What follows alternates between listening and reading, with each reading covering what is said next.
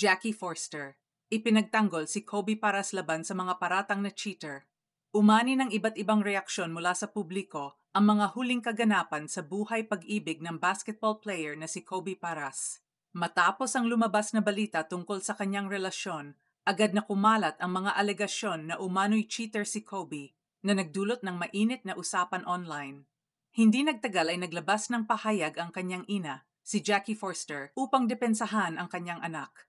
Sa kanyang social media accounts, mariing itinanggi ni Forster ang mga paratang. Ipinahayag niya na labis niyang kilala ang kanyang anak at imposibleng gawin nito ang mga bagay na ipinaparatang sa kanya. Kilala ko ang anak ko. Alam ko ang puso niya, ani Forster sa kanyang post. Hindi siya manloloko. Magtiwala kayo sa akin. Dagdag pa niya, hindi perpekto si Kobe at nagkakamali rin to tulad ng ibang tao.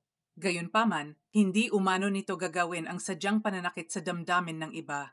Hinihimok din ni Forster ang publiko na huwag agad magusga batay lamang sa mga kumakalat na tsismis at haka-haka. Lahat tayo nagkakamali. Bigyan natin siya ng pagkakataong magpaliwanag at huwag agad husgahan, pakiusap ni Forster. Hindi ito ang unang pagkakataon na ipinagtanggol ni Jackie Forster ang kanyang anak sa gitna ng kontrobersya.